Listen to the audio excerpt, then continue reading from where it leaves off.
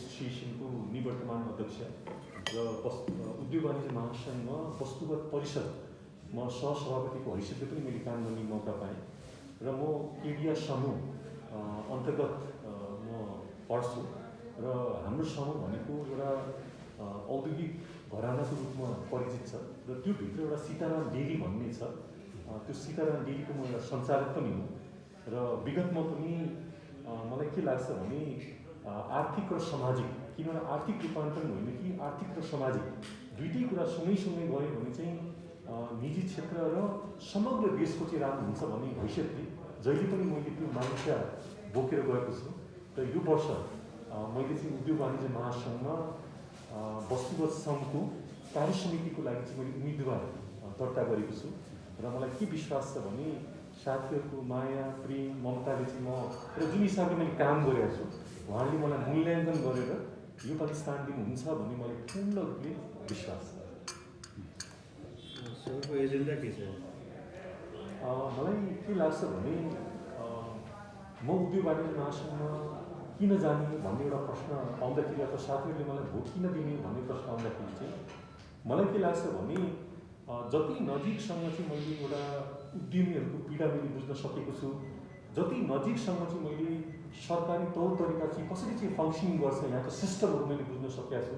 मेरो विचारमा होइन एक्लै मान्छेले के पनि गर्न सक्दैन, तर एज अ टिम होइन हामी चाहिँ त्यहाँ उद्योग वाणिज्य महासङ्घमा प्रवेश गरेको खण्डमा निजी क्षेत्र र सरकारको बिचको जुन एउटा ब्रिजको काम हामीले गरेर चाहिँ व्यवसायको पनि उत्थान कसरी गर्ने, निजी क्षेत्रको पनि उत्थान कसरी गर्ने र सरकारको समग्र हिसाबले चाहिँ सरकारले पनि राजस्व बढीभन्दा बढी कसरी आउने र अन्तर्गत चाहिँ देशलाई कसरी राम्रो गर्ने भन्ने चाहिँ मेरो एउटा सोच। र मलाई के लाग्छ भने यो पालिमा गइसकेपछि चाहिँ यस्ता कुराहरूलाई चाहिँ आफ्ना अग्रजहरूलाई चाहिँ एउटा सुझाव दिँदै के गर्न सकिन्छ कि भन्ने मलाई चाहिँ विश्वास छ।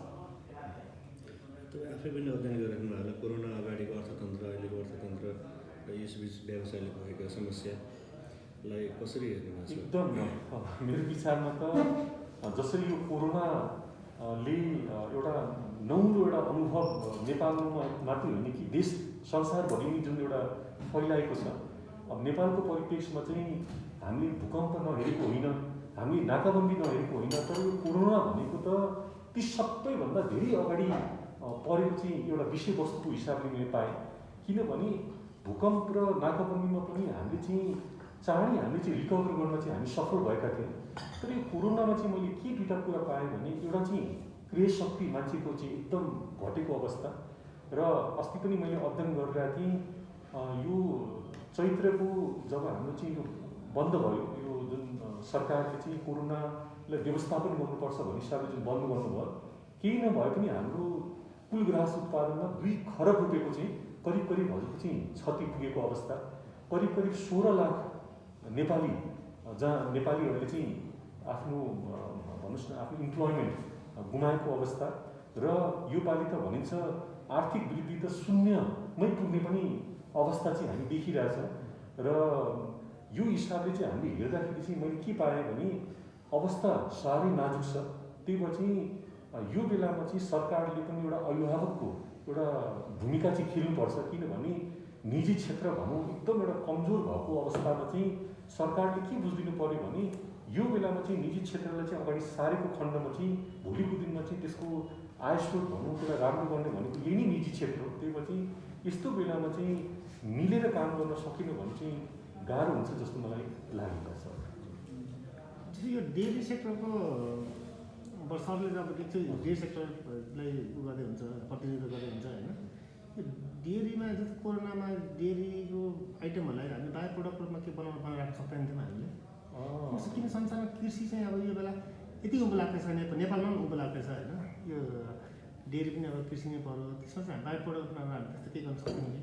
अनि यहाँले एकदम राम्रो प्रश्न गर्नुभयो। यसमा के छ भने यो कोरोनाको बेलामा हामीले हरेक क्षेत्रलाई असर परेको छ होइन। पर्यटन भनौँ, कृषि भनौँ, उद्योग भनौँ, हरेक सेक्टरलाई चाहिँ असर परेको छ।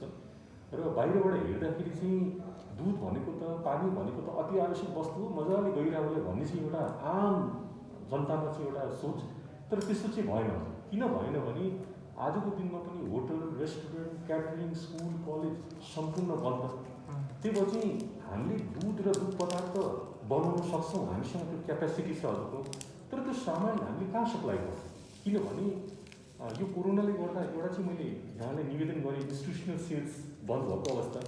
र अर्को चाहिँ यहाँ कस्तो एउटा ट्रेन्ड देखियो भने मान्छेहरू सकभरहरूको चाहिँ पसल चाहिँ अब जान चाहँदैन, सकभरहरूको चाहिँ त्यसलाई चाहिँ होइन अब ठिकै छ कि नपाए पनि केही छैन भन्ने जस्तो किसिमको चाहिँ। त्यो चाहिँ त्यो सेफ्टीको अनुभूति भनौँ, क्रय शक्तिको कारणले गर्दा चाहिँ मेरो उद्योग भनौँ हजुर अहिले 20% माथि म सञ्चालन गरिरहेको छु। र आजको दिनमा मसँग केही नभए पनि 7 देखि 8 करोड रुपियाँको चाहिँ पाउडर र हजुरको चाहिँ बटर मेरो गोदाममा हजुरको चाहिँ थन्केर बसिरहेको अवस्था चाहिँ छ। जस्तो मैले कुन सन्दर्भमा यो कुरा गरेँ भने जस्तो अब हामीले त्यो हिजोको दिनमा जुन च्यानलमा हामीले चाहिँ बिक्री वितरण गर्थ्यौँ त्यो च्यानल ब्रेक गरेर अनलाइन मार्फत हरेक मार्फत लान नसकेर हो कि यो कोरोनालाई चाहिँ अवसरको रूपमा लान सकिँदैन थियो।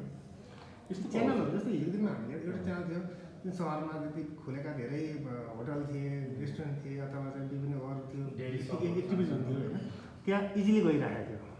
हामीले कोरोना जस्तो भोलि धेरै आउन सक्ला, एउटा यसलाई ब्रेक गरेर नयाँ एउटा कुनै एकदम हजुर। किनभने हामी पनि के चाहन्छौँ भने किसानको बढीभन्दा बढी दुध प्रयोग गरेर चाहिँ कोरोनाका कारण देखाएर चाहिँ उनीहरूको दुध बिक्री नहोस् भन्ने हाम्रो पनि चाहना होइन।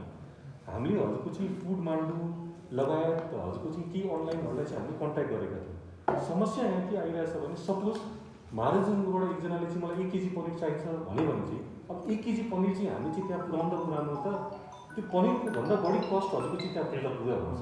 त्यो चाहिँ हामीसँग समस्या के आइरहेछ भने त्यसको चाहिँ डिस्ट्रिब्युसन च्यानल उनीहरूले पनि हामी सहयोग गर्छ भनेर भनिरहेछ। दुईवटा कुरा कारण के देख्यो भने यो पेरिसेबल कमोडिटी भोलिको दिनमा चाहिँ उनीहरूले चाहिँ त्यो सामानलाई चाहिँ त्यहाँबाट त्यहाँ रेफ्रिजरेसन नभएसम्म त त्यो सामान त त्यहाँ पुग्दा बिग्रिन्छ। एउटा चाहिँ उनीहरूसँग रेफ्रिजरेसनको सुविधा नभएको र दोस्रो भनेको चाहिँ मैले के फिल गरेँ भने 1 केजी पनिरको लागि चाहिँ हजुरको चाहिँ किर्तिपुरबाट हजुरको चाहिँ महाराजगञ्ज अथवा किर्तिपुरदेखि चाहिँ कुनै भक्तपुरसम्म चाहिँ कसरी पुऱ्याउने। त्यही भएर चाहिँ हामीले चाहिँ यो कुराहरूलाई चाहिँ बुझेका छौँ। तर डेफिनेटली हजुरले भने जस्तो चाहिँ हामीले चाहिँ आफ्नो बिक्री वितरणको शैलीमा चाहिँ किनभने हामी चाहिँ जहिले पनि भएन के गर्ने होला भन्नुभन्दा पनि होइन यो कुराले हामीलाई पनि एउटा नयाँ एउटा सोच क्रिएट गरेको छ र हामी अब आफ्नो डिस्ट्रिब्युसन च्यानलमा चेन्जेस गरेर हामी जस्तो यो सरले अहिले भनेको भूकम्प आयो, नाकाबन्दी भयो, कोरोना आयो, अब योभन्दा ठुलो पनि आउने रहेछ भनेर हामीले त्रास त भयो नि त। त्यसको लागि अहिले नै हामीले ल घाटै भएर अहिले नै नयाँ च्यानल अब वैकल्पिक च्यानल बनायौँ भने त पक्कै पनि भोलि दिनमा आउने चुनौतीले हामी अहिले सामना गर्न सक्छौँ नि त होइन। जस्तो अब यसमा राष्ट्र ब्याङ्कले पुनर्कर्ता ल्याएको छ होइन, यसले चाहिँ सरहरूलाई चाहिँ कस्तो सरकारप्रतिको महसुस कस्तो होइन एकदम हजुर। मैले के भन्छु भने मौद्रिक नीतिले धेरै राम्रा कुराहरू ल्याएको छ, जस्तो पूर्ण कर्जाको कुराहरू ल्यायो, अरू कुराहरू पनि लिएर आएको छ। तर मेन प्रब्लम हामीसँग यहाँ के भइदियो भने हामीसँग चालु पुँजी भइदिएन। हामीसँग हजुरको चाहिँ अब अहिले चाहिँ हामीसँग प्रब्लम के भइदियो भने तलब भत्ता कसरी चाहिँ हामी चाहिँ दिने होइन, हामीले चाहिँ अरू सेवा सुविधाहरू चाहिँ कसरी दिने, हामीलाई चाहिँ चालु पुँजीको प्रब्लम भइदियो हजुर। त्यो पछि मौद्रिक नीतिमा चाहिँ यो चालु पुँजीका कुराहरूलाई पनि सम्बोधन गर्ने किसिमका कुराहरू आउन सकेको भए अझै राम्रो हुन्थ्यो भन्ने हाम्रो चाहिँ मान्यता त्यो हो। जस्तो अब सरकारबाट तपाईँको अपेक्षा होइन हजुर अब के गर्दै चाहिँ यो डेरी सेक्टर चलायमान गर्न सकिन्छ होला? मैले दुईवटा कुरा चाहिँ मैले हेरेँ हजुरको चाहिँ, किनभने मैले यहाँलाई अनुरोध गर्न चाहन्छु। अहिले कृषिमा यहाँले हेर्नुभयो भने धानपछि हजुरको चाहिँ आर्थिक र सामाजिक रूपान्तरण र योगदानमा दुधको दोस्रो नम्बर छ। कुल गृहस्थ उत्पादनमा 9% योगदान पुर्याउनु भनेको चाहिँ चान्चुने कुरा चाहिँ होइन। त्यही भएर चाहिँ हामीले के बुझ्नु पर्यो भने धानपछि जब डेरी सेक्टरले यत्रो महत्त्वपूर्ण एउटा भूमिका खेलिरहेछ होइन, र करिब हजुरको चाहिँ यसमा 20,000 जनाले रोजगार पाएका छन्, करिब 5 लाख कृषक परिवार यसमा आबद्ध छन्, 3 करोड रुपियाँभन्दा बढी पैसा सहरबाट गाउँ प्रत्येक दिन जान्छ भने मेरो विचारमा यो बेलामा हामीले सरकारलाई अप्ठ्यारोमा पनि पार्न चाहँदैन। हामी मात्रै के खोजिरहेछौँ भने हाम्रो जुन चालु पुँजीको पार्टमा जुन हामीलाई अप्ठ्यारो भइरहेछ, जस्तो अहिले हामी ब्याङ्क गयौँ भने चाहिँ ब्याङ्कले हजुरको चाहिँ पूर्ण कर्जा चाहिँ दिन सक्छ, तर चालु पुँजी भन्नु चाहिँ कुनै शीर्षक छैन हजुरको चाहिँ। त्यही भएर चाहिँ एउटा वैधानिक हिसाबले चाहिँ कुनै किसिमको एउटा मेकानिजम नेपाल राष्ट्र ब्याङ्कले चाहिँ एउटा गरेको खण्डमा चाहिँ हामी उद्यमीहरूले चाहिँ त्यसलाई सदुपयोग गरेर चाहिँ हामीले आफ्नो व्यवसायलाई चाहिँ एउटा सुचारू गर्न चाहिँ हाम्रो चाहिँ सहज हुन्थ्यो भन्ने मलाई लाग्छ। जस्तो एउटा धेरै छ तर मध्ये एउटा उदाहरण जस्तो तपाईँको रूपन्देहीमा किसानले 3-4 गाई पालेका छन्। कुन गाईले चाहिँ उनले अहिले के गरिरहेछ भन्दाखेरि दुध दुहुने उसले खुवाउने के त्यो त तपाईँको समस्या देख्यो। तर यो त लङ टर्म सोल्युसन त यो होइन नि त। यसले देशलाई पनि हानि गर्यो, आफैलाई त हानि गऱ्यो, देशलाई पनि हानि गर्यो। यसको लागि चाहिँ अब हामीले एउटा सङ्घ अथवा हजुर चाहिँ अब यो एफएनसिसीमा आफ्नै आउँदै हुन्छ अथवा दुध डेरीको अग्रणी व्यक्तित्व भएर यसलाई कसरी लानु पर्ला जस्तो तपाईँलाई अलिकति? यसको एउटा मात्रै मैले सल्युसन के देखिरहेको छु भने जुन हाम्रो जुन क्रिय शक्ति घटेको कारणले अथवा विविध कारणले जुन हाम्रो बजार घटेको छ नि, सरकारले हजुरको चाहिँ अब भन्नुहोस् न यो कृषि मन्त्रालय अन्तर्गत राष्ट्रिय दुध विकास बोर्ड भन्ने छ। हामीले चाहिँ हजुरको चाहिँ एउटा के क्याम्पेनिङ गर्नु पऱ्यो भने दुध र दुध पदार्थ सेवन गर्दाखेरि चाहिँ तपाईँको इम्युनिटीलाई चाहिँ स्ट्रङ गर्छ भन्ने किसिमको चाहिँ एउटा क्याम्पेनिङ हामीले चाहिँ गरेर चाहिँ एउटा मानिसहरूमा चाहिँ एउटा जागरुकता हामीले चाहिँ ल्याउन सक्यो भने त्यसले चाहिँ के हुन्छ भने डिमान्ड यता बढ्छ र त्यो डिमान्ड बढ्नु बित्तिकै चाहिँ त्यसपछि त्यो किसानले जुन हजुरले भन्नुभयो कि उसले आफ्नो त्यो माउले चाहिँ आफ्नो बाछीलाई चाहिँ दुध दिनु पर्दछ त्यो अवस्था चाहिँ हजुरको चाहिँ आउँदैन। जस्तो मैले कुन सन्दर्भमा भनेको जस्तो ल कोरोना लाग्यो जनसङ्ख्या त घटाएको छैन नि त, बढाएको छ नि त।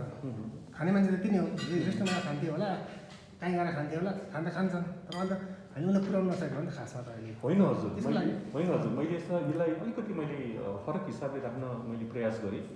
हजुरको चाहिँ सेवन नै हजुरको चाहिँ दुध र दुध पदार्थको कन्जम्सन नै हजुरको चाहिँ घटेको अवस्था चाहिँ छ समग्रमा। मैले भने हजुरको हो किन घट्यो हो, जस्तो पहिला त होटल रेस्टुरेन्ट केटरिङ जहाँ हाम्रो चाहिँ 20देखि 30% हजुरको चाहिँ मेजर हाम्रो चाहिँ कन्जम्सन थियो, अहिले चाहिँ त्यो ठ्याप्पै हजुरको चाहिँ बन्द छ भन्नाले त्यहाँ जुन दुध र दुध पदार्थ पुग्थ्यो त्यो हजुरको चाहिँ बन्द भयो।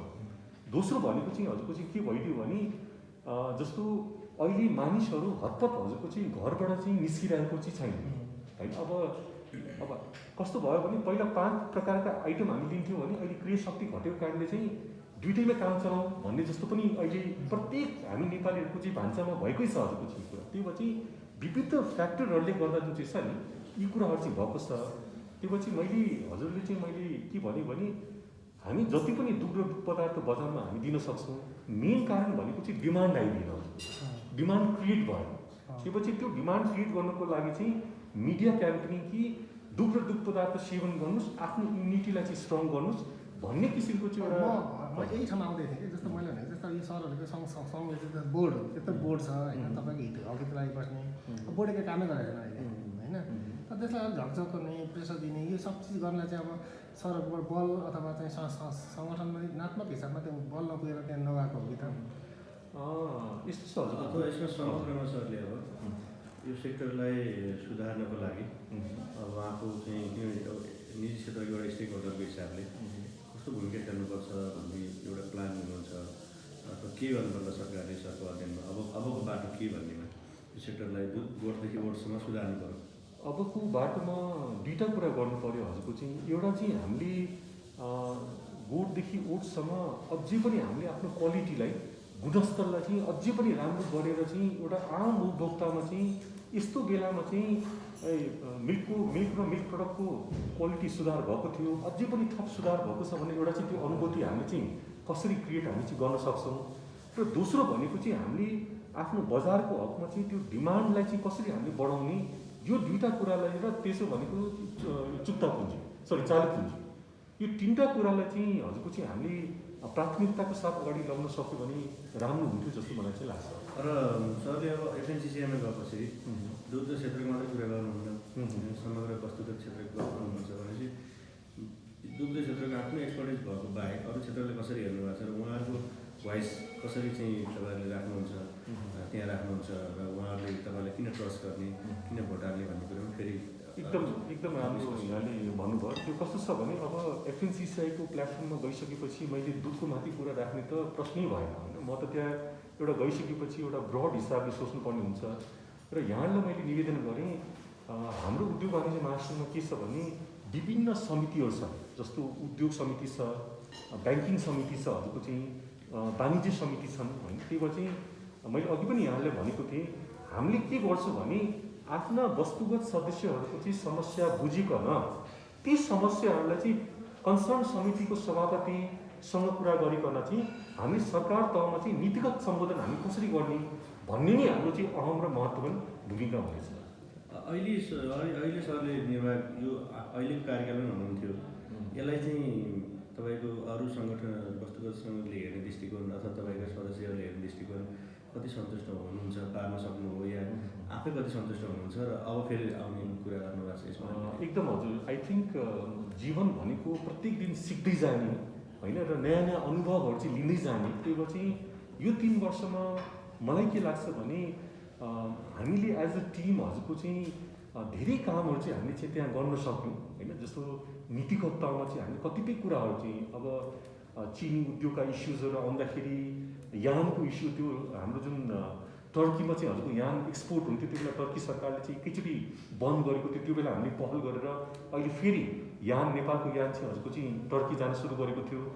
चिनीको बेलामा चाहिँ धेरै समस्या परेको थियो। त्यो हामीले मेरो विचारमा वस्तुगत परिषद भनेको चाहिँ के रहेछ भने 101 एसोसिएसनको एपिक्स बडी हो हजुरको चाहिँ। त्यो पछि हामीले त्यो परिषदबाट चाहिँ आफ्ना मेम्बर्सहरूलाई परेका समस्याहरूलाई चाहिँ धेरै हदसम्म होइन नीतिगत हिसाबले चाहिँ हामीले सुधार गर्न चाहिँ हामीले प्रयत्न चाहिँ गरेका छौँ। र जीवन भनेको चाहिँ कहिले पनि सन्तुष्ट हुन सकिँदैन, किनभने प्रत्येक दिन सिक्दै जाने। त्यही भएर चाहिँ 3 वर्षमा छुटेका काम र अझै राम्रा कामहरू चाहिँ गर्न सक्छु भन्ने मलाई चाहिँ विश्वास छ। जस्तो अब अन्तिम नै गर्ने कि जस्तो अब तपाईँको मतदातालाई भोट माग्नुहोस् न तपाईँ आफ्नै। मैले यहाँहरूलाई चाहिँ मेरो सम्पूर्ण मतदाताहरूलाई चाहिँ के निवेदन गर्न चाहेँ भने मैले 3 वर्ष वस्तुगत परिषदमा, उद्योग वाणिज्य महासङ्घमा वस्तुगत परिषदमा एउटा सहसभापतिको हैसियतले यहाँसँग काम गर्ने मौका पाएँ।